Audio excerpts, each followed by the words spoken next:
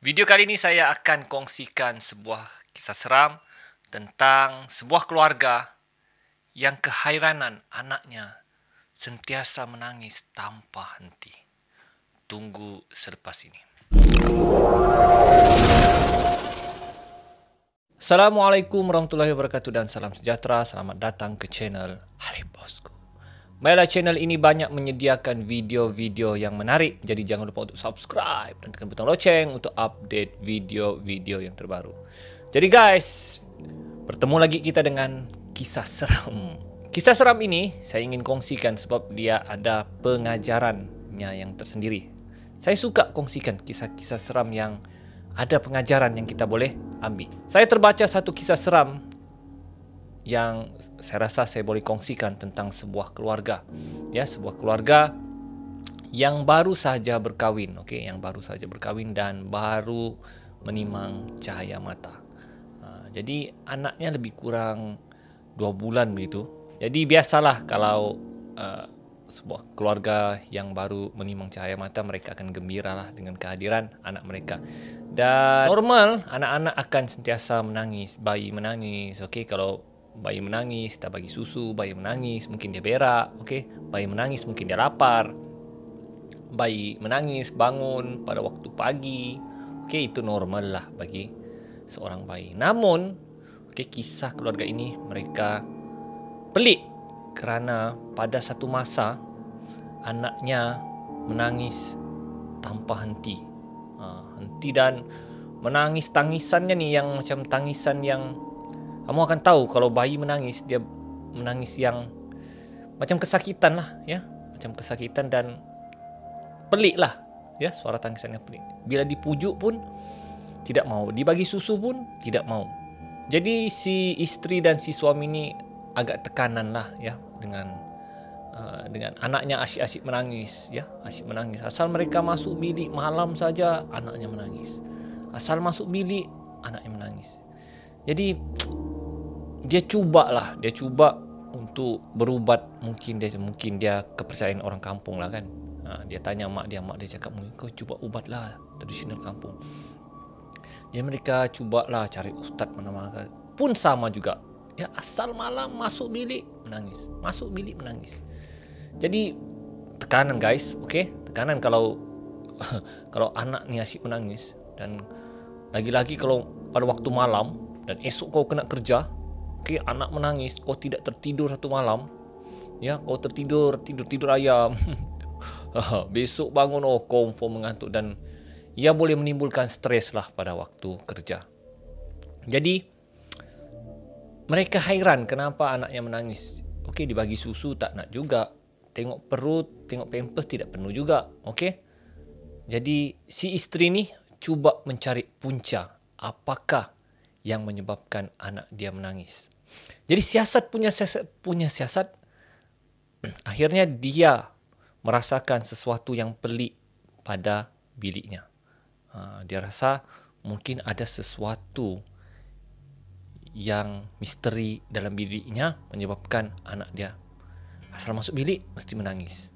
Sebab anaknya hanya akan mula menangis apabila masuk ke dalam bilik mereka. Jadi dia suspek kemungkinan ada sesuatu yang misteri dalam bilik tersebut. Jadi dia cuba cek, sebab sebelum ni masa baru lahir tidak juga anak yang menangis, tapi sejak kebelakangan ni, semenjak umur 2 bulan dia sudah mulai menangis. Jadi dia siasat baru dia tahu suami dia ada terjumpa, okey, mainan anak patung lama. Jadi sebagai kenangan, kata orang, macam keseronokan, dia letak semula anak patung tu berhampiran dengan almari, ya, dia susun cantik-cantik lah suami dia. Jadi dia perasan semenjak suami dia susun anak patung tu, di situ mula anak dia menangis. Dan dia hanya suspek lah, mungkin anak patung tu, mungkin. Sebab asal dia tengok anak patung tu, dia pun rasa macam yang tidak sedap hati.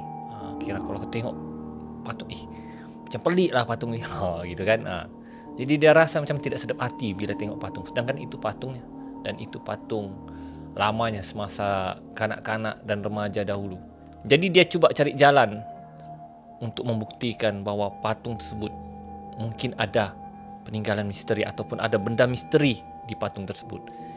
Jadi dia telah menghubungi seorang rakannya. Okey. Rakannya ni kira macam jenis yang boleh tengok benda lah. Okey, kira tiada hijab. Ya, dia boleh tengok benda-benda halus, benda-benda mistik. Kira macam matanya memang boleh nampak benda tu. Jadi dia hubungi kawan dia untuk datang ke rumah dia lah, untuk tolong tengok, sebab dia bagi tahu dia sudah agak tekanan lah, anaknya asyik menangis ya pada waktu malam. Jadi kawannya pun bersetujulah untuk datang ke rumahnya. Dan akhirnya kawannya pun datanglah. Okey, datang. Dan bila kawannya datang pun dia jemputlah. Datang. Bila kawannya datang dia tengok tiada apa-apa di rumah ni. Okey, dia cakap okey saja. Tiada apa-apa. Jadi kawannya cakap, saya rasa sebenarnya ada sesuatu yang misteri lah dalam bilik saya, macam pelik lah. Ya, cuba kau tengok dalam bilik tu. Jadi kawannya pun cakap okey, boleh. Jadi kawannya pun okey pergi ke biliknya lah. Kawannya pun buka lah pintu tu. Okey, buka pintu. Dan baru saja satu langkah kakinya masuk ke dalam, boom! Kawannya terus yang tercengang dan muka dia pucat, lesu dan yang seperti orang yang terkejut yang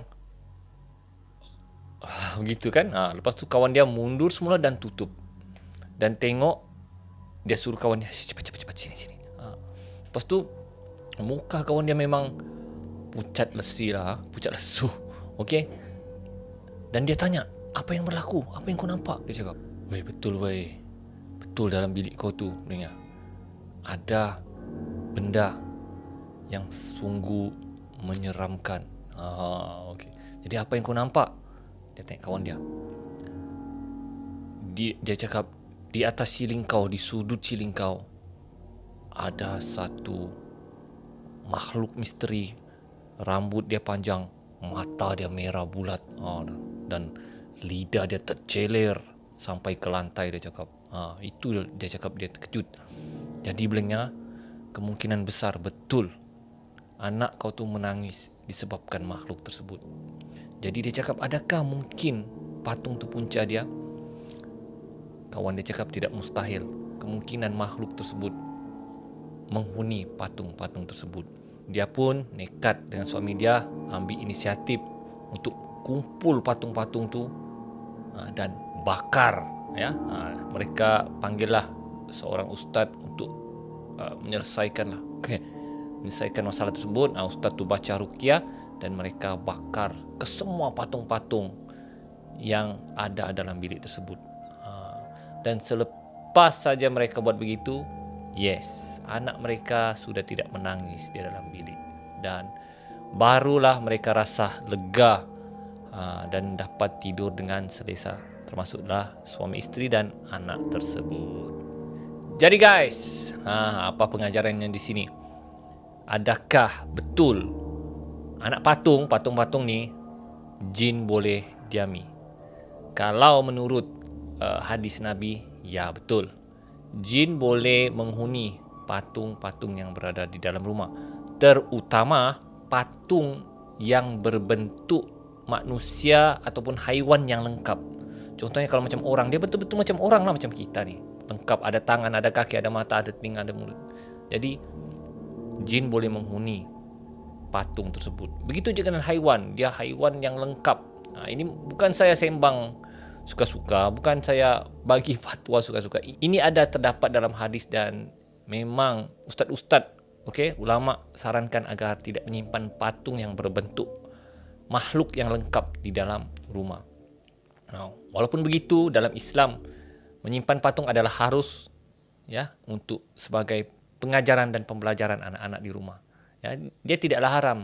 Cuma kita perlu awasi patung-patung yang boleh menyebabkan makhluk jin tinggal dalam patung tersebut. Dan menurut hadis, malaikat pun tidak akan masuk dalam rumah sekiranya ada patung-patung yang berbentuk lengkap seperti manusia ataupun haiwan. So guys, itu terpulang kepada kita lah ya. Anda boleh tanya lagi ustaz-ustaz atau ulama di sekeliling Anda, di tempat Anda, tentang patung-patung yang ada di rumah Anda. Saya rasa tidak salah juga untuk simpan patung, tapi perlu berhati-hatilah ya. Pastikan patung tersebut bukanlah yang menyerupai manusia yang lengkap, haiwan yang lengkap, yang macam betul-betul real manusia, real haiwan. Sebab kemungkinan patung-patung tersebut boleh dihuni oleh makhluk jin. Dan itu kita tidak mau berlaku pada diri kita. Karena kalau makhluk jin ini sudah tinggal rumah, dia akan sentiasa mengganggu dan cuba menyesatkan kita. Jadi guys, setakat itu saja kisah seram saya. Kali ini kita akan berjumpa lagi di video akan datang.